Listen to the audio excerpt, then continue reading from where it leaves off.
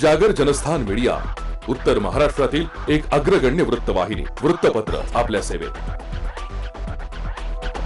सांस्कृतिक, शैक्षणिक, सहकार, कृषी, कला, क्रीडा सर्वच क्षेत्रातील घटकांचा न्याय हक्कासाठी, जनजागृतीसाठी आम्ही घेऊन येत आहोत जागर जनस्थान ही आपल्या हक्काची वृत्तवाहिनी, वृत्तपत्र. Social media, print media, electronic media अशा सर्व माध्यमातून पोहोचवणार सर्वसामान्यांचा आवाज. उत्तर महाराष्ट्रातील जनतेच्या हक्काची एकमेव वृत्तवाहिनी जागर जनस्थान.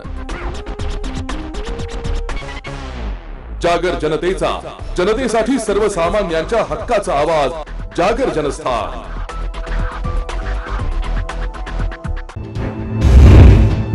नमस्कार, न्यूज बुलेटिन मध्ये मी नयना आपलं स्वागत करते. आपण घेतोय दिवसभरातील ठळक घडामोडींचा सविस्तर आढावा. नाशिककरांसाठी चिंता वाढवणारी बातमी आहे. नाशिकमध्ये नियम शिथिल करण्यात आले आणि त्यानंतर लगेचच डेल्टा व्हेरिएंटचे 30 रुग्ण नाशिक जिल्ह्यामध्ये आढळून आले. त्यातील 28 रुग्ण ग्रामीण भागातील असून 2 नाशिक शहरातील आहेत. नाशिक जिल्ह्यामध्ये डेल्टा व्हेरिएंटचे 30 रुग्ण सापडल्याची धक्कादायक माहिती समोर आली आहे. यात 2 रुग्ण नाशिक शहरातील आहेत तर उर्वरित 28 रुग्ण नाशिक जिल्ह्यातील नांदगाव, मनमाड, कळवण, सिन्नर, निफाड, घोटी, इगतपुरी या वेगवेगळ्या तालुक्यातील असल्याची माहिती समोर येते. गेल्या 2 महिन्यात 200 डेल्टा प्लस नमुने पुण्याच्या लॅब तपासणीसाठी पाठवले होते. यातील 30 अहवाल डेल्टा प्लसचे पॉझिटिव्ह आढळल्यानं नाशिक जिल्ह्यात एकच खळबळ उडाली आहे. नाशिक शहरामध्ये तसंच जिल्ह्यामध्ये निर्बंध शिथिल करण्याच्या निर्णयाला आठवडा उलटलेला नाहीये. तोच आता डेल्टा प्लसचं संकट समोर आल्यानं जिल्हा प्रशासनासह आरोग्य विभाग मात्र चांगलाच सतर्क झालाय. तर डेल्टा प्लस बाधित रुग्णांवर जिल्हा प्रशासनाच्या आरोग्य विभागाच्या निगराणीखाली उपचार सुरू आहेत. याबाबत अतिरिक्त जिल्हा शल्य चिकित्सक डॉक्टर किशोर श्रीनिवास यांनी अधिक माहिती दिली आहे. काय सांगू इच्छिता? डेल्टा व्हायरस नाशिकमध्ये खूप जोरात पसरतोय. आपण जवळपास ह्याचा आपण शूट घेतच होतो. आपण फेब्रुवारी महिन्यापासून आपण काही सॅम्पल्स हे पुणे येथे जिनोम सिक्वेन्सिंगसाठी पाठवत होतो. त्या अनुषंगानं आपण ज्या वेळेस जिनोम सिक्वेन्सचे रिपोर्ट्स आपल्याला आलेले आहेत त्याच्यामध्ये जुलै आणि ऑगस्टमध्ये जे रिपोर्ट्स आपल्याला प्राप्त झालेले आहेत त्याच्यामध्ये आपल्याला जवळपास 30 पेशंट हे आपल्या जिल्ह्यामध्ये मिळालेले आहेत डेल्टा व्हायरसचे. तर याच्यामध्ये डेल्टा व्हायरसचे 2 पेशंट जे आहेत ते नाशिक शहरामध्ये गंगापूर रोडला आणि सादिक नगर नाशिकचे आहेत आणि इतर जे आहेत ते आपल्या जवळपासच्या तालुक्यांमध्ये आहेत. त्याच्यामध्ये खास करून सिन्नर, येवला, नांदगाव, तसंच इगतपुरीतला एक पेशंट आहे घोटीचा. तर हे पेशंट आपल्याला आढळून आलेले आहेत आणि आपण अप्रोप्रिएट ती काळजी घेण्यास लगेच आत्ताच्या आत्ता लोकांना संबंधित अधिकाऱ्यांना सुद्धा सांगितलेलं आहे आणि आरोग्य कर्मचाऱ्यांनी याबद्दल सतर्क केलेलं आहे. सर, डेल्टा व्हायरस किती प्रकार जोरात पसरतो? कोरोनापेक्षा पण भयंकर आजार असं सांगितलं जात आहे. नाही, आपल्या लोकांनी अजिबात घाबरून जाऊ नये. आपल्याला जे त्रिसूत्री शासनानं जे काही आपल्याला निर्देश घालून दिलेले आहेत ती त्रिसूत्री त्यांनी लोकांनी पाळायला पाहिजे. मास्क लावणं गरजेचं आहे.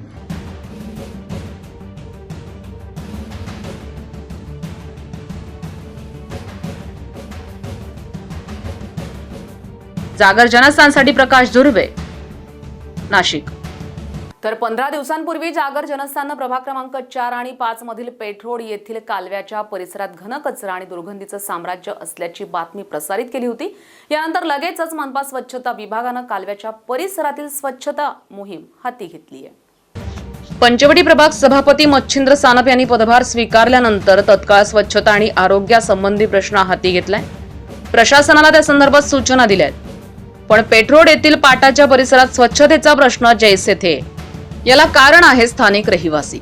महानगरपालिकेची घंटागाडी सुरू असून देखील घंटागाडीत कचरा न टाकता कालव्याच्या आजूबाजूला कचरा टाकला जातोय.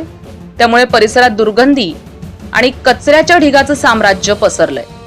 स्वच्छतेची जबाबदारी लोकप्रतिनिधी, मनपा प्रशासनासह नागरिकांची देखील आहे. मात्र लोकप्रतिनिधींनी सुद्धा वारंवार याकडे दुर्लक्ष केल्याचं जाणवतंय. काही नागरिकांना दुर्गंधीला यामुळेच सामोरं जावं लागतंय. महानगरपालिकेच्या अधिकाऱ्यांना इथल्या जागरूक नागरिकांना तोंड द्यावं लागतंय.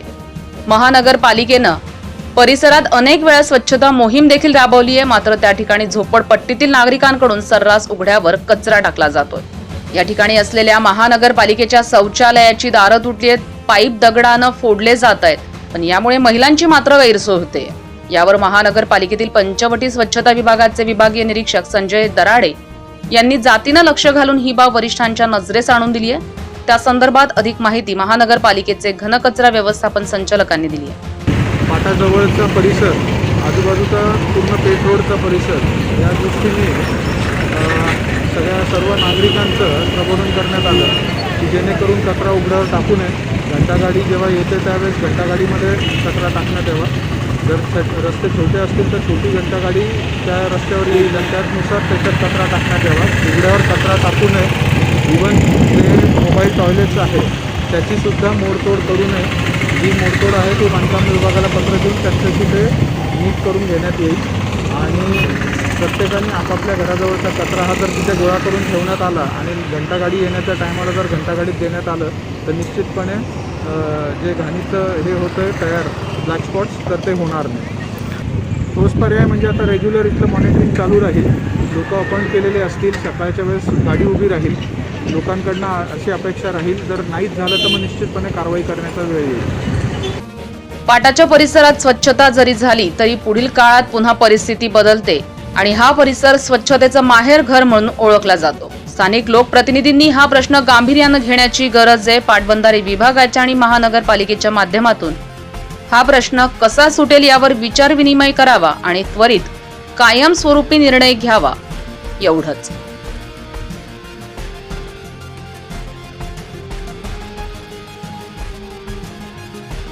जागर जनस्थानसाठी शुभम बोडके, नाशिक.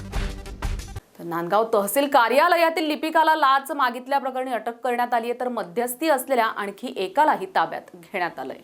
नांदगाव तहसील कार्यालयातील लिपिक समाधान निंबा पवार आणि नितीन अण्णा सोनवणे यांनी शेतजमिनीच्या 7/12 उतार्यावर नाव लावण्यासाठी तब्बल 50,000 रुपयांची लाच मागितली होती.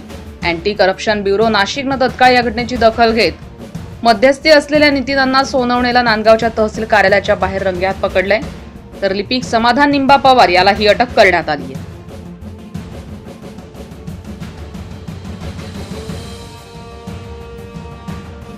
जागर जनस्थानसाठी अमीन शेख, नांदगाव.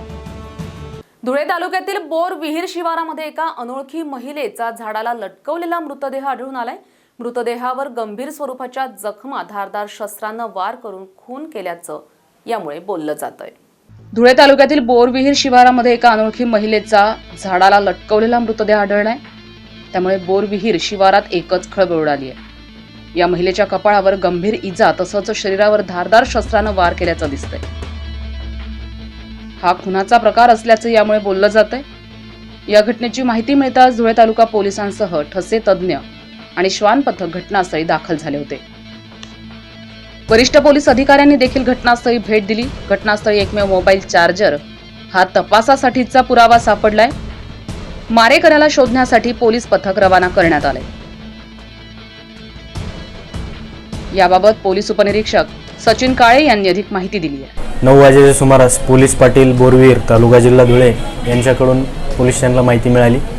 बोरविहीर गावच्या शिवारात नर्सरी रोडवर एका अनोळखी महिलेचं मृतदेह मिळून आलेला आहे.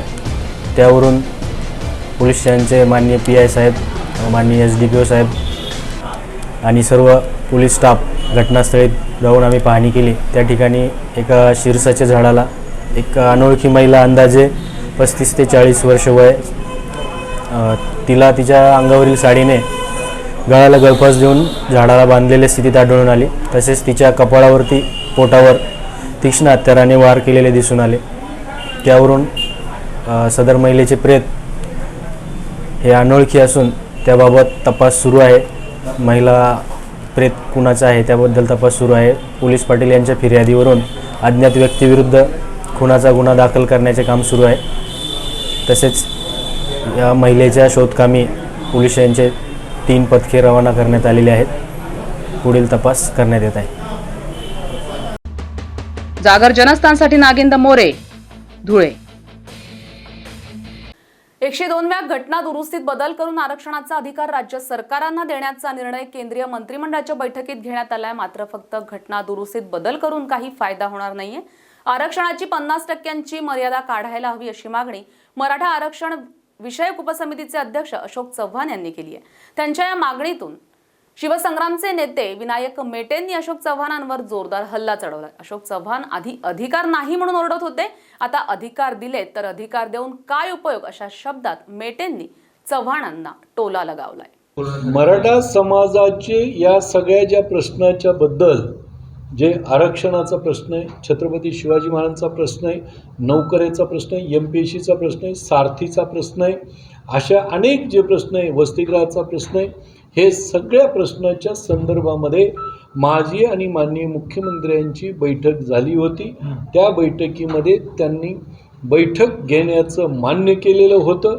त्यानुसार त्यांनी जो महापूर आला त्याच्या आदल्या दिवशी म्हणजे मागच्या शुक्रवारी बैठक लावलेली होती, पण महापूर आल्यामुळं ती बैठक रद्द झाली। त्याबद्दल आम्ही त्यांना दोष अजिबात देत नाही, म्हणजे केवळ राजकारण करायचं किंवा काही टीका करायची म्हणून आम्ही करत नाहीत, तसले आम्ही कोणत्या मनाचे नक्कीच नाहीत। पण आता त्याला बरेच दिवस झालं, त्यांच्या दुसऱ्या बैठका सगळ्या सुरू आहेत, त्यामुळे आता त्यांनी बैठक ती लावावी आणि त्या बैठकीमध्ये हे सगळे निर्णय घ्यावेत। अशोक चव्हाण यांच्याकडून जबाबदारी काढून घ्यावी, ते निष्क्रिय आहेत। आयोगात अनेक जातीयवादी लोक आहेत, त्यामुळे आयोगाची पुनर्रचना करावी असंही मेटे म्हणालेत। त्याचबरोबर येत्या 8 दिवसात मुख्यमंत्री उद्धव ठाकरेंनी बैठक न बोलावल्यास आंदोलन करण्याचा इशाराही त्यांनी दिलाय। या काही दिवस 4-5 दिवस आम्ही हे करतोय, वाट बघणार आहेत मुख्यमंत्र्याची। आत्ताच बोललं की या 8 दिवसामध्ये पुढच्या शनिवारपर्यंत, म्हणजे आज शुक्रवार आहे, पुढच्या शनिवारपर्यंत माननीय मुख्यमंत्र्यांनी बैठक लावावी, अन्यथा आम्ही 13 तारखेला शुक्रवारीच, पुढच्या शुक्रवारीच मुंबई येथे राज्यव्यापी बैठक घेतली जाईल आणि त्या बैठकीमध्ये जर सरकारनं पाऊल उचललं नाही तोपर्यंत तर आंदोलनाची दिशा ही ठरवून आंदोलनाचा कार्यक्रम हातामध्ये घेतला जाईल आणि ते आंदोलन सरकारला फार जड गेल्याशिवाय राहणार नाही, एवढं मी आपल्याला या संदर्भात नक्की सांगतो। डेल्टा व्हेरियंटचे 30 रुग्ण नाशिक जिल्ह्यामध्ये आढळून आल्यानंतर ग्रामीण भागामध्ये 28 तर शहरी भागात 2 रुग्ण असल्याची माहिती समोर आली आहे। आरोग्य यंत्रणा त्यामुळे सतर्क झाली आहे। डेल्टा व्हेरियंट जास्त घातक नाहीये, मात्र तो अधिक वेगानं पसरतो। निर्बंध कडक करणं हा पर्याय नाहीये, त्यामुळे अर्थव्यवस्था ही कोलमडून पडतीये। त्यामुळे कोरोनाला आता जीवनाचा भाग समजून कोरोना नियमांचं पालन करणं गरजेचं असल्याचं मत नाशिकचे मनपा आयुक्त कैलास जाधव यांनी व्यक्त केलंय। डेल्टाचा धोका आपल्या जिल्ह्यातच नव्हे तर संपूर्ण राज्यामध्ये जे 5% सॅम्पल घेतले गेले त्याच्यामध्ये डेल्टा व्हेरियंट आढळून आला।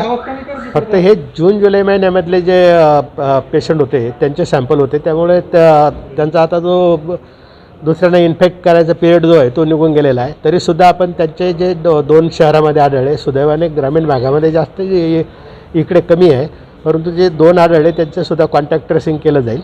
आणि मी वारंवार सांगतो की जोपर्यंत प्रभावी औषध किंवा लस त्याच्यावर येत नाही तोपर्यंत कोविड ॲप्रोप्रिएट बिहेवियरचा वापर करणं, मास्कचा वापर करणं, सॅनिटायझरचा वापर करणं, सोशल डिस्टन्सिंगचा वापर करणं हे सगळ्यात प्रभावी शस्त्र त्याच्याविरुद्धचं आहे। त्याचा वापर नागरिकांनी जास्तीत जास्त करावा। अर्थचक्र आणि आरोग्यचक्र हे बरोबर चालू राहावं यासाठी बाहेर पडायला हरकत नाही, परंतु बाहेर पडताना सोशल डिस्टन्सिंग, मास्कचा वापर आणि सॅनिटायझरचा वापर हे करणं गरजेचं आहे। निर्बंधांबाबत आपण काही विचार करणार आहात का, काही कडक करणार आहात का? कारण शहरातली मार्केटची व्यवस्था बघितली तर अतिशय मोठ्या प्रमाणात गर्दी होते त्या ठिकाणी।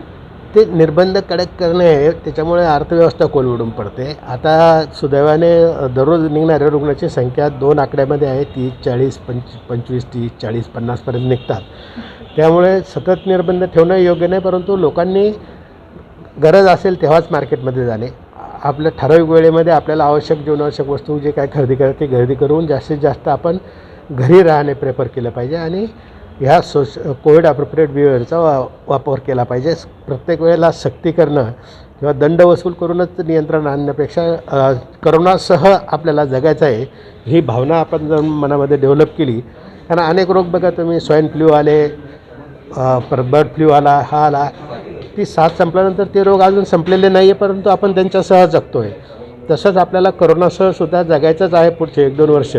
त्यामुळे आपण कोरोनापासून स्वतःला सुरक्षित ठेवणे, मी जबाबदार, माझं कुटुंब आणि माझी जबाबदारी, एवढी जरी भावना आपण तयार केली तरी आपण कोरोनावर यशस्वीपणे मात करू शकतो. पण ज्या भागामध्ये हे रुग्ण आढळून आलेले आहेत तर निर्बंधांबाबत सारखी धरसोड करणं योग्य नाहीये, मात्र स्थानिक पातळीवर कोरोना संदर्भात योग्य त्या उपाययोजना केल्या जात असल्याचं जिल्हाधिकारी सूरज मांढरे यांनी म्हटलंय. आपल्याकडे ही पद्धत आहे की दररोज जे काही सॅम्पल्स निघतात त्याच्यातले 5% सॅम्पल्स आपण बाजूला ठेवत असतो आणि ते नॅशनल इन्स्टिट्यूट ऑफ व्हायरॉलॉजी जे पुण्यामध्ये आहे तिथे आपण जेनोम सिक्वेन्सिंग ज्याला म्हणतात त्यासाठी पाठवत असतो. अशा प्रकारे वेळोवेळी सॅम्पल जात असतात. आता त्याच्यात असं दिसून आले आतापर्यंत जवळपास 750-800पेक्षा जास्त सॅम्पल्स आपण पाठवलेले आहेत वेळोवेळी. त्याच्यातले 155 सॅम्पलचा जो लॉट होता जो जून जुलै ऑगस्टमधला लॉट आहे आणि त्याच्यामधले 150 पैकी 30 लोकांचे सॅम्पल जे आहेत ते डेल्टा व्हरायंट त्याच्यामध्ये आहे अशा पद्धतीचे दिसून आलेले आहेत. ॲक्च्युली डेल्टा प्लस हा व्हायरस अधिक घातक आहे. डेल्टा हा व्हायरस नॉर्मल व्हायरसपेक्षा थोडा प्रसार अधिक प्रमाणात करतो असं त्याचं वैशिष्ट्य आहे आणि साधारण सिन्नरमधला भाग असेल, नाशिकमधला भाग असेल, कळवण अशा काही ठराविक पॉकेट्समध्ये हे पेशंट्स असल्याचं दिसून आलं आहे. त्या 30ही लोकांशी संपर्क आपल्या आरोग्य यंत्रणेने, जिल्हा परिषद यंत्रणेने केलेला आहे आणि त्यांची प्रकृती उत्तम आहे. त्यातले बरेचसे जण बरे पण होऊन गेलेले आहेत. त्यामुळे त्यांच्याबद्दल काही काळजीचं कारण नाही. फक्त एक गोष्ट आहे की हा व्हरायंट जो आहे हा खूप जोरकसपणे पसरतो. त्यामुळं आपल्याला आता एक लक्ष ठेवावं लागेल की कोविड अप्रोप्रिएट बिहेवियर जे आहे त्याचा अधिक प्रचार करणं आणि ज्या ज्या पॉकेट्समध्ये हा व्हरायंट दिसतो आहे त्या ठिकाणी आपल्याला अधिक लक्ष केंद्रित करावं लागणार आहे. तिथलं कंटेनमेंट झोनचं नियोजन जे आहे ते अधिक प्रभावी करावं लागणार आहे. आम्ही सर्वजण म्हणजे जे अधिकारी आहेत आमचे सर्वजण, महापालिका आयुक्त असतील, SP साहेब असतील, CO मॅडम असतील, सर्वच जणांचं मत हे आहे की निर्बंधांचं जे धोरण आहे ते सारखी धरसोड वृत्ती त्यामध्ये करणं बरोबर नाही. त्यामुळं जिल्ह्याच्या निर्बंधांवरती थेट याचा परिणाम लगेच होणार नाही. परंतु ज्या पॉकेट्समध्ये हा व्हरायंट्स आता आढळून येईल, कारण एकदा आता तो दिसून आला आहे तर अधिक प्रमाणात पण तो दिसू शकतो, तर त्या ठिकाणी मात्र आम्हाला काळजी अधिक घ्यावी लागेल. कदाचित स्थानिक पातळीवरती काही निर्णय घ्यावे लागतील, तर ते निर्णय आम्ही निश्चितपणे घेऊ. माझं नागरिकांना सर्वांच्या वतीने पुन्हा आव्हान आहे की कोरोनासोबत जगायचं आहे, काळजी घेत जगायचं आहे. हा व्हायरस आलेला आहे, हे व्हरायंट्स आलेला आहे, त्याच्यानंतरचे कोणते येणार आहेत आपल्याला माहीत नाही. आपण खूप आता व्यवस्थित पॉईंटवर आलेलो आहोत. संख्या आपली दररोजची कमी होत चाललेली आहे, एकूण पेशंटची संख्या कमी होत चाललेली आहे. पण आपल्या चुकीमुळे पुन्हा आपण त्या गर्तेत जाऊ नये याकरता सर्व नागरिकांनी काळजी घ्यावी असं माझं आव्हान. पिंपळगाव बसवंत येथील वीज वितरण कंपनीच्या नवीन कृषी वीज बिल धोरणाच्या अंतर्गत अधिकाऱ्यांना भाजपच्या वतीनं घेराव घालण्यात आला. पिंपळगाव विभाग वीज वितरण कंपनीनं सध्या कृषी पंपांची धडक वसुली मोहीम हाती घेतली आहे. विभागात सुमारे 12 कोटी रुपयांची वसुली झाली आहे. या वसूल रकमेपैकी 33% रक्कम ही पायाभूत सुविधा आणि नवीन कनेक्शन यासाठी खर्च करणं गरजेचं आहे. पण पिंपळगाव कार्यालयाकडून अद्यापही कोणतीही कामं झालेली नाहीयेत. ही रक्कम तातडीनं खर्च करून शेतकऱ्यांना पायाभूत सुविधा द्याव्यात या मागणीसाठी निफाड तालुका भाजपच्या वतीनं कदम भागवत बाबा बोरस्ते, सतीश मोरे, बापूसाहेब पाटील यांच्या नेतृत्वाखाली कार्यालयावर धडक मोर्चा काढून अधिकाऱ्यांना घेराव घालण्यात आलाय. उपकार्यकारी अभियंता पिंपळगाव बसवंत यांना निवेदन देण्यात आलं की शासनाचा जो नवीन शेती कृषी पंप योजना आहेत तिच्या अंतर्गत जी काही वसूल रक्कम आहे त्याची 33% रक्कम ही केवळ त्या स्थानिक गावामध्ये रोहित्रांची क्षमता वाढवणं, रोहित्र रिपेअर करणं, नवीन कृषी पंपांना कनेक्शन देणं किंवा त्याचं सक्षमीकरण, बळकटीकरण याच्याकरताच खर्च व्हावी. तरी याची जर अंमलबजावणी झाली नाही तर भारतीय जनता पार्टीच्या वतीने या ठिकाणी मोठा मोर्चा काढण्यात येईल असा इशारा या ठिकाणी साहेबांना देण्यात आलेला आहे. आता जर साहेबांकडनं तसं सहकार्य नसलं तर निश्चितरित्या भारतीय जनता पार्टी निफाड तालुका व पिंपळगाव शहर यांच्या रोषाला त्यांना सामोरे जावं लागेल. उपकार्यकारी अधिकारी एकनाथ कापसे यांनी निवेदन स्वीकारत ज्या शेतकऱ्यांनी कृषी पंपाची बिलं भरली आहेत त्यांना पायाभूत सुविधा देत असल्याचं स्पष्ट केलंय. एखादा ट्रान्सफॉर्मर हे 20 शेतकरी 2 शेतकऱ्यांनी भरलेले आहेत, पण 2 शेतकऱ्यांची अमुक रक्कम वसूल झाली. 33% मध्ये किमान तेवढं काम तर करू शकता ना तुम्ही. 100% वसूल झालाच पाहिजे असं शासनाचं कुठं म्हणणं आहे का? बरोबर. जर 20 शेतकरी आहे एखाद्या ट्रान्सफॉर्मरवर 3 शेतकऱ्यांनी XYZ रक्कम जमा केलेल्या आहेत, तेवढ्या बिलाच्या 33% रक्कम सुद्धा त्यांनी त्या ठिकाणी खर्च केली पाहिजे. जागर जनस्थानसाठी हेमंत थेटे, पिंपळगाव बसवंत. न्यूज बुलेटिन मध्ये वेळ झाली एका छोट्याशा ब्रेकची. आपण कुठे जाऊ नका, पाहत रहा जागर जनस्थान, सामान्यांच्या हक्काचं विचारपीठ. आजच्या तंत्रज्ञानयुक्त आणि स्पर्धात्मक युगात यशस्वी आणि अग्रेसर वाटचाल करणे ही काळाची गरज बनली आहे आणि हीच काळाची गरज आणि युगाची गती लक्षात घेऊन एक गाव प्रकर्षाने पुढे सरसावतंय. सह्याद्री पर्वतरांगेच्या कुशीत आणि कुलस्वामिनी सप्तशृंगी मातेच्या आशीर्वादाने भरभरून पावलेले संपूर्ण देशात द्राक्ष पंढरीच नव्हे तर कांदा आणि टोमॅटो या पिकाचे उत्पादन आणि निर्यातीसाठी देखील प्रसिद्ध असे नाशिक जिल्ह्यातील पिंपळगाव बसवंत. शेतीबरोबरच या गावाने शिक्षण क्षेत्रात देखील गरुडझेप घेतली आहे आणि त्यात प्रामुख्याने निफाड तालुका एज्युकेशन सोसायटीच्या रूपाने पिंपळगावच्या शिरपेचात मानाचा तुरा रोवला गेला. गेल्या 8 दशकांपासून ज्ञानदानाचे कार्य करणारी ही संस्था फक्त ग्रामस्थांच्याच नाही तर संपूर्ण जिल्ह्याच्या विश्वासास पात्र ठरते आणि नाशिक जिल्ह्याच्या विकासात निफाड तालुका एज्युकेशन सोसायटीचे मोलाचे योगदान आहे. संस्थेची स्थापना 1942 साली झाली असून शिक्षण क्षेत्रात अजून प्रगल्भता आणि पारदर्शकता आणण्यासाठी संस्थेने गेल्या 4 वर्षांपूर्वी 11वी तसंच 12वी विज्ञान शाखा सुरू केली. Late BP Patil junior college of science या नावाने सुरू झालेले हे आंतरराष्ट्रीय दर्जाचे महाविद्यालय. एक शिक्षक म्हणून मला असं वाटतं की आज फक्त विद्यार्थ्यांच्या शैक्षणिक विकासावरच भर न देता त्यांच्यातील कलाविष्कारांना जर वाव मिळाला तर विद्यार्थ्यांचा सर्वांगीण विकास होतो आणि हा विकास घडून यावा यासाठी BP पाटील महाविद्यालय अनेक प्रकारचे उपक्रम राबवत असते. BP पाटील महाविद्यालयाचा परिसर अतिशय निसर्गरम्य आहे आणि सर्वात महत्त्वाची बाब म्हणजे इथे कार्यरत असणारा जो शिक्षक वृंद आहे तो उच्च विद्या विभूषित आणि अनुभव संपन्न असा आहे. BP पाटील महाविद्यालयाचा परिसर अत्यंत प्रशस्त तसंच निसर्गरम्य. ब्रिटिशकालीन दगडी वास्तू हे या महाविद्यालयाचे खास आकर्षण. सुसज्ज तसंच प्रशस्त वर्गखोल्या, विस्तृत मैदान या सर्व गोष्टी महाविद्यालयाच्या जमेच्या बाजू आहेत. एक महिला शिक्षिका म्हणून दरवर्षीच्या अनुभवावरून मला असं वाटतं की 10वी पासआउट झाल्यानंतर विद्यार्थिनींना कॉलेजला ॲडमिशन घ्यावं लागतं आणि कॉलेज आणि क्लास या सर्व सोयीसुविधा एकाच ठिकाणी उपलब्ध नसल्यामुळे त्यांना कॉलेज आणि क्लास अशा वेगवेगळ्या ठिकाणी जावं लागतं आणि यातूनच त्यांच्या सुरक्षिततेचा प्रश्न तयार होतो आणि यासाठी जर समर्पक उत्तर हवं असेल तर late BP Patil junior college of science येथे विद्यार्थिनींच्या सुरक्षिततेची विशिष्ट काळजी घेतली जाते. Late BP Patil junior college of सायन्समध्ये वसतिगृहाची 24 तास सुविधा आहे आणि येथे 24 तास सिक्युरिटी कार्यरत आहे. आणि खरं सांगायचं ठरलं तर सध्या कॉलेजमध्ये विद्यार्थिनींची संख्यासुद्धा जास्त आहे आणि विद्यार्थिनींचे अनेक प्रश्न सोडवण्यासाठी कॉलेजमध्ये लेडी स्टाफसुद्धा जास्त प्रमाणात कार्यरत आहे. तसेच सर्वात महत्त्वाचे म्हणजे महाविद्यालयाचा अध्यापक वर्ग हा उच्च विद्या विभूषित आणि अनुभव संपन्न आहे. यात मुलांच्या शैक्षणिक प्रगतीवर भर देता त्यांच्या सर्वांगीण विकासाला महत्त्व दिले जाते. यासाठी वेळोवेळी विद्यार्थ्यांसाठी व्याख्यानं तसंच NEET, GE, नाटा, MHCET अशा स्पर्धा परीक्षांसाठी विद्यार्थ्यांना तयार करण्याचे कसब या गुरुजनांमध्ये. शिक्षणाबरोबरच विद्यार्थ्यांच्या शारीरिक विकासाची हमी देणाऱ्या या महाविद्यालयात दर रविवारी विविध क्रीडा प्रकारांचे आयोजन केले जाते. विद्यार्थी मित्रांनो, तुम्हाला सांगायला अतिशय आनंद वाटतो की पिंपळगावसारख्या ग्रामीण भागामध्ये निफाड एज्युकेशन सोसायटीने ही जी कॉलेजची स्थापना केलेली तर सांगायला अतिशय कौतुकास्पद वाटतं की सुरुवातीला अक्षरशः 80 विद्यार्थ्यांपासून आज या कॉलेजचा प्रवास हा जवळपास 500 विद्यार्थ्यांपर्यंत आलेला आहे. विद्यार्थी मित्रांनो, जर आपल्याला शिक्षणाबरोबर संस्कार, शिस्त आणि सामाजिक भान या सर्व गोष्टी जर हव्या असतील तर BP पाटील हे असं एकच कॉलेज आहे की ज्या ठिकाणी संस्कार, शिस्त आणि शिक्षण या तिन्ही गोष्टी मिळतात. आणि म्हणून मला तुम्हाला सगळ्यांना सांगावंसं वाटतं की आपल्या सर्व पाल्यांसाठी ही एक सुवर्ण संधी आहे आणि या सुवर्ण संधीचा सगळ्यांनी लाभ घ्या आणि एकदा BP पाटीलला अवश्य भेट द्या. आणि म्हणूनच आपल्या पाल्याच्या उज्ज्वल भविष्यासाठी एकदा late BP Patil junior college of सायन्सला अवश्य भेट द्या. धन्यवाद.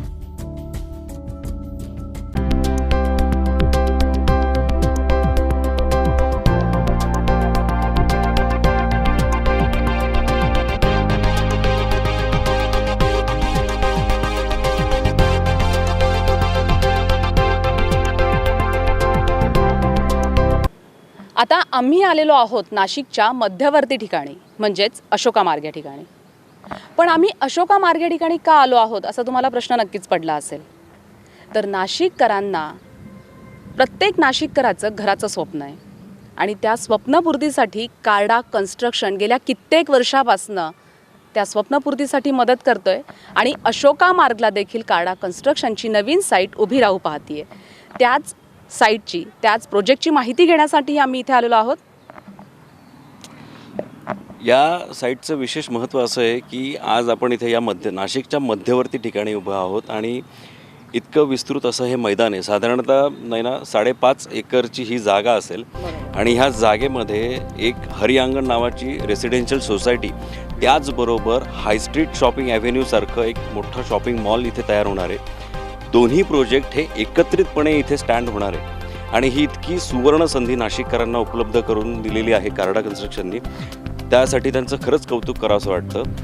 म्हणजे ज्या पद्धतीने आपल्याला टेक्निकल टीमने सांगितलं की सिंगापूर बेसचा हा प्रोजेक्ट असणार आहे, हाय स्ट्रीट प्रोजेक्ट जो आहे तो नाशिकमध्ये प्रथमच कार्डा कन्स्ट्रक्शन आपल्यासाठी घेऊन येतो आहे आणि ही आपल्यासाठी खरंच खूप सुवर्ण संधी आहे. म्हणजे तसं बघायला गेलं तर नाशिकचे आत्ता नवीन उद्योजक असतील किंवा जे उद्योजक ज्यांचं ऑलरेडी कुठेतरी एक शॉप असेल, मात्र त्यांना ही सुवर्ण संधी आहे की आपण घरही एकाच ठिकाणी घेऊ शकतो, आपण आपलं शोरूमही एकाच ठिकाणी करू शकतो. आणि सगळ्यात महत्त्वाचं असं आहे नाही ना की ह्या सोसायटीचा जो फ्रंटेज मिळणार आहे तो डायरेक्ट फ्रंट आणि बॅक ह्याला 100 फुटाचा फ्रंटेज मिळणार आहे. ही इतकी चांगली आणि कौतुकास्पद गोष्ट आहे जी कार्डा कन्स्ट्रक्शनने आपल्याला उपलब्ध करून दिलेली आहे. आणि आज नाशिकच्या मध्यवर्ती ठिकाणी अशा जागेवरती इतक्या अत्यल्प दरामध्ये अशा गोष्टी ह्या पद्धतीचं उपलब्ध होणं ही खरंच आपल्या सगळ्यांसाठी खूप अभिमानाची गोष्ट आहे. आता पुढे आपला जो सॅम्पल फ्लॅट आहे त्याबद्दल आपल्या खरंच प्रेक्षकांना सांग. तर नाही ना, सॅम्पल फ्लॅटनंतर अतिशय एक महत्त्वाची गोष्ट मला तुला सांगावीशी वाटते की हायस्ट्रीट शॉपिंग ॲव्हेन्यूचा जो फ्रंटेज असणार आहे हा जवळपास 350 रनिंग मीटरपर्यंतचा असणार आहे. म्हणजे इतकी मोठी जागा आपल्या ग्राहकांना पार्किंगसाठी उपलब्ध होणार आहे. ओके, म्हणजे ज्या पद्धतीनं विस्तृत अशी पार्किंग ग्राहकांना मिळणार आहे त्याच पद्धतीनं गाळे आणि शोरूम्स देखील या ठिकाणी उपलब्ध आहेत. 140 स्क्वेअर फुटापासून तर 6000 स्क्वेअर फुटापर्यंतचे शोरूम या ठिकाणी हाय स्ट्रीट ॲव्हेन्यूमध्ये नागरिकांना आणि नाशिककरांना उपलब्ध होणार आहेत. त्यामुळे नक्कीच नाशिकमधल्या नव उद्योजकांना आपला व्यवसाय वाढवण्यासाठी ही खूप मोठी सुवर्ण संधी कार्डा कन्स्ट्रक्शननं दिलेली आहे. त्यामुळे नाशिककरांनो, तुम्ही नक्कीच याचा विचार करावा असं आम्हाला वाटतंय.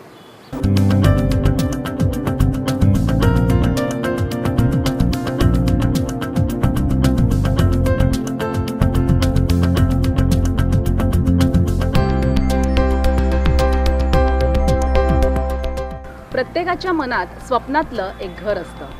निसर्गाच्या सानिध्यात मायेच्या ओलाव्यात ते सजलेलं असतं. आणि हीच वास्तू, ती वास्तू उभारण्यामागे काय विचार आहे, कुठली कल्पना आहे, ते आपण थेट जाणून घेऊया नरेश कार्डा यांच्याकडून. ह्या प्रोजेक्टचं अजून एक वैशिष्ट्य असं की रेसिडेन्शियल आणि कमर्शियल त्याची एंट्री एक्झिट टोटली सेपरेट केलं आहे. म्हणजे दोघांना डिस्टर्बन्स नको आणि रेसिडेन्ससाठी club house, garden, gym, swimming pool हे सर्व सुखसोयी आम्ही त्या प्रोजेक्टमध्ये देत आहोत. साधारण ए आणि बी फेज मिळून 400च्या वर इथे फ्लॅट्स आम्ही बांधत आहोत.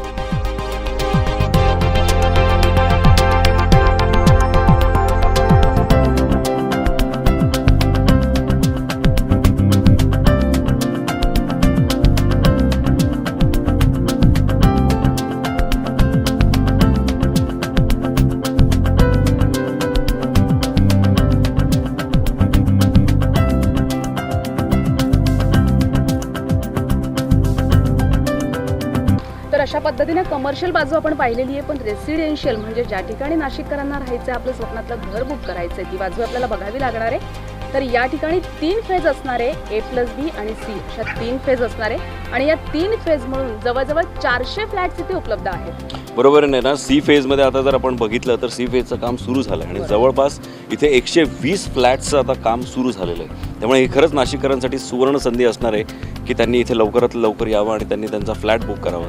तर नाशिककरांनो, कार्डा कन्स्ट्रक्शनने तुम्हाला जी सुवर्ण संधी उपलब्ध करून दिलेली आहे, आपल्या स्वप्नातलं घर, आपल्या स्वप्नातला गाळा आणि आपल्या स्वप्नातलं शोरूम बुक करण्याची, तर लवकरच आमच्या म्हणण्यानुसार लवकरच तुम्ही कारडा कन्स्ट्रक्शनच्या या साईटला भेट द्यावी आणि बुक करावी आपल्या स्वप्नातली वास्तू.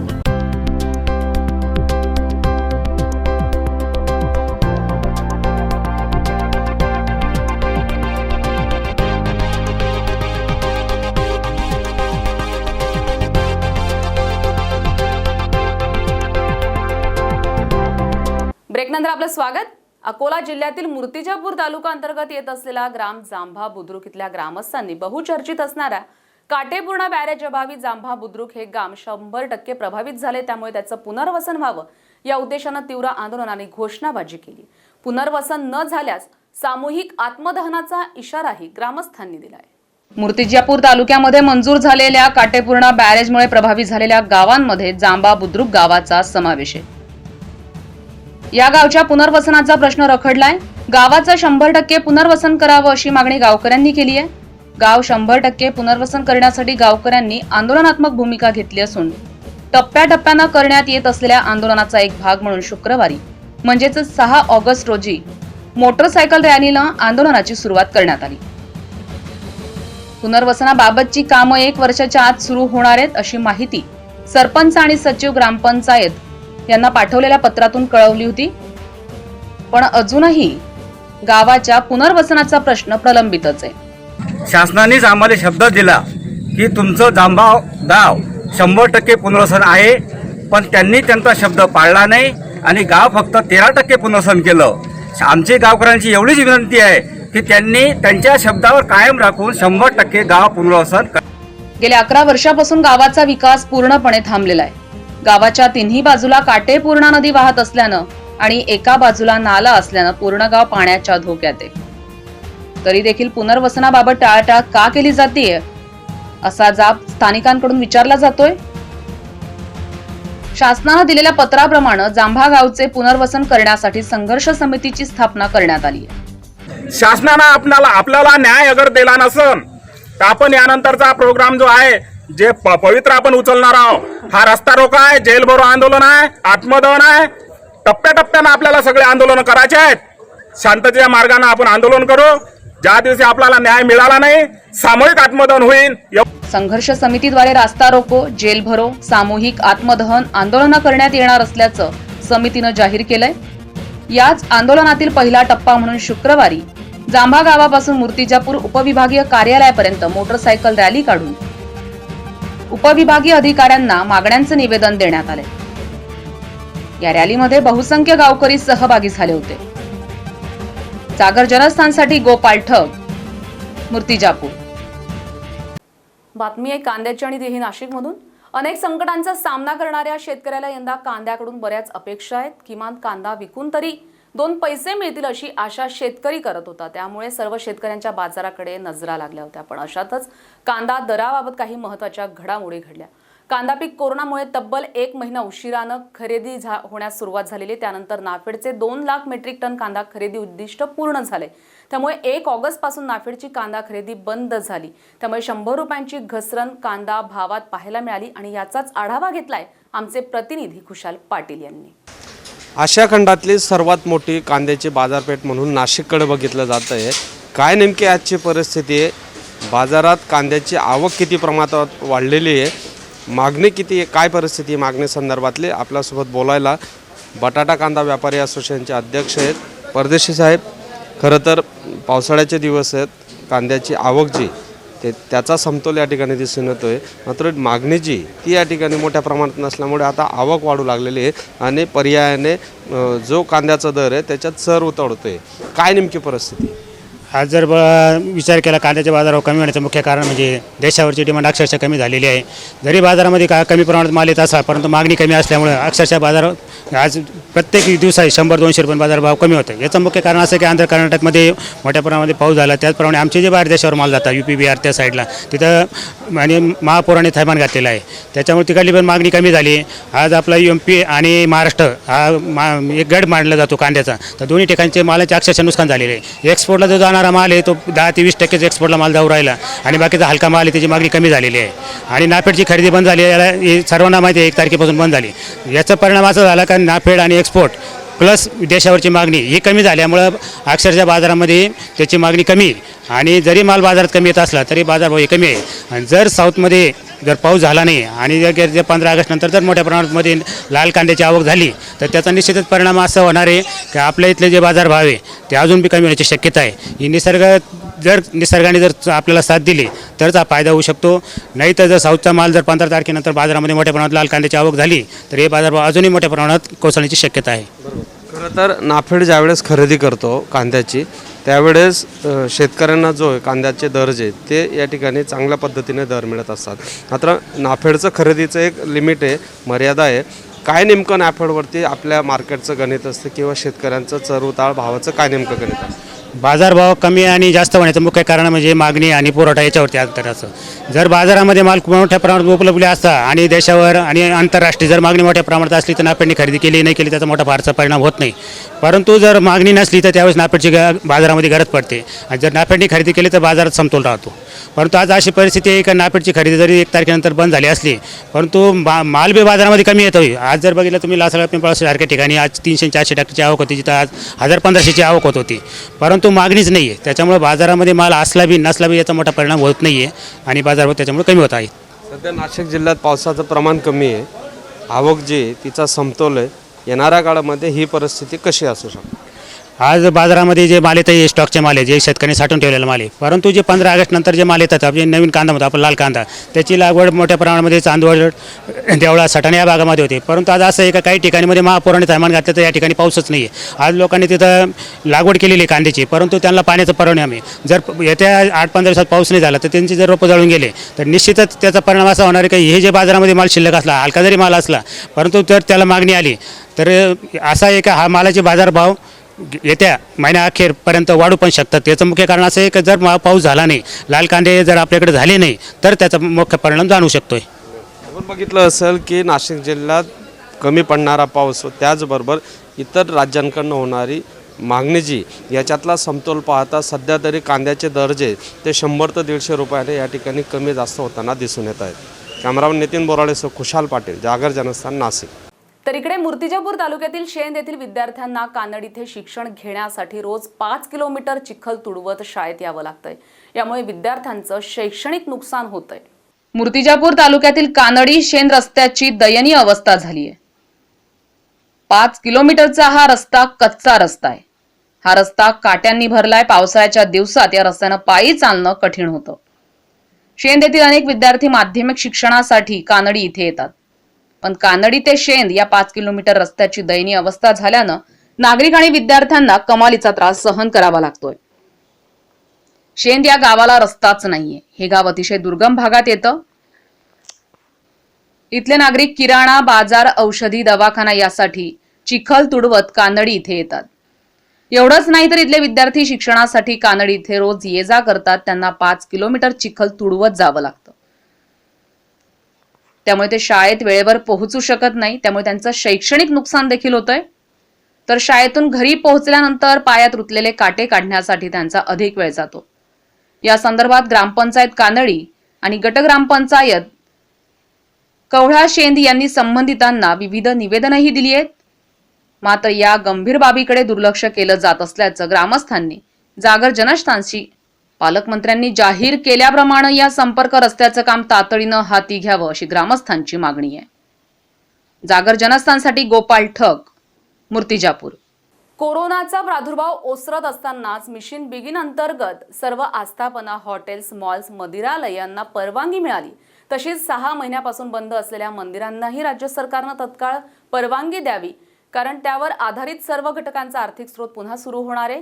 भाविक भक्तांची मानसिक सकारात्मकता वृद्धिंगत होईल असं मत नाशिकच्या पुरोहित संघानं व्यक्त केलंय. याबाबत चर्चा केली आमचे प्रतिनिधी खुशाल पाटील यांनी. मंदिरांची नगरी म्हणून ओळख असलेल्या नाशिकमध्ये आता मंदिर उघडण्याची मागणी जी ती तीव्र होऊ लागलेली आहे. आपल्यासोबत बोलायला याच विषयावरती पुरोहित संघाचे अध्यक्ष आहेत सतीश शुक्ल. सतीशजी, खरं तर कोरोनाचा प्रादुर्भाव गेल्या 2 वर्षापासून होता. आता नेमकी तुमची काय मागणी आहे? कोरोनाचा प्रादुर्भाव आता कमी होऊ लागला आहे, अनेक आस्थापना ज्या आहेत त्या उघड्या होऊ लागलेल्या आहेत. काय सरकारकडे मागणी? सरकारने ताबडतोब श्रावण महिन्याचं औचित्य साधून ताबडतोब मंदिरं उघडे केले पाहिजे. जर तुम्ही दारूचे दुकानं उघडे केलेले आहेत, रेस्टॉरंट उघडे केलेले आहेत, बार उघडे केलेले आहेत, बाजार उघडे आहेत, मॉल उघडे आहेत. आज या मंदिराच्या याच्यामुळे लोकांची जी अंतर्भावना जी असते ती भावना आज दाबून ठेवलेली तुम्ही. आज गेल्या सव्वा वर्षापासून लोक भयभीत, म्हणजे एक तर परिस्थितीने बाहेरच्या भयभीत झालेले आणि आतून मानसिक भयभीत झालेले आहेत. अशा परिस्थितीमध्ये लोकांना तुम्ही मंदिरं उघडे करून त्यांना त्यांच्या मनाप्रमाणे जर उपासना करायला सांगितली, भावना करायला त्यांची भावना मोकळी करून दिली तर तुम्हाला सांगतो फार मोठ्या प्रमाणामध्ये चांगलं कार्य होईल. कारण की मंदिर हा केवळ व्यक्तिगत कोणाचा विषय नाही आहे. याच्यामध्ये माळी असतात, किराणा दुकानदार असतात, रिक्षावाले असतात, दूधवाले असतात, सर्व प्रकारचे लोकांचं अर्थार्जनसुद्धा याच्यातनं चालत असतं. परंतु त्याच्याही पेक्षा जी आहेत ही लोकांची भावना अशी आहे की श्रावण महिन्याचा पहिल्या दिवसापासून महिनाभर लोक उपवास करतात. त्यावेळेस देवाचं दर्शन झाल्याशिवाय लोक चहासुद्धा पित नाही, पाणीसुद्धा पित नाही. मग अशा याच्यामध्ये कपालेश्वर, त्र्यंबकेश्वर सगळे मंदिरं जे आहेत हे ताबडतोब उघडी केली पाहिजे आणि लोकांना मोकळा श्वास घेऊ दिला पाहिजे. ही सरकारने तातडीने मागणी मान्य करावी आणि सर्व मंदिर श्रावण महिन्याच्या पहिल्या दिवसापासून उघडे करावेत. ही अशी पुरोहित संघ त्याचबरोबर आम जनतेची, भाविक जनतेची मागणी आहे.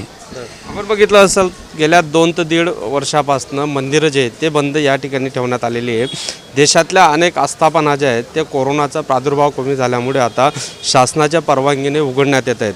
मग मंदिरं का नाही उघडावी असा प्रश्न देखील या ठिकाणी आता उपस्थित होतो आहे. आणि लवकरात लवकर नाशिकमधले मंदिरं जे आहेत ते श्रावण महिन्याच्या आत या ठिकाणी उघडावेत अशी मागणी आता जोर धरू लागली. कॅमेरामन नितीन बोराळेसह खुशाल पाटील, जागर जनस्थान, नाशिक. या बातमीसोबतच न्यूज बुलेटिनमध्ये वेळ झाली इथेच थांबण्याची. मात्र आपण कुठे जाऊ नका, पाहत रहा जागर जनस्थान, सामान्यांच्या हक्काचं विचारपीठ.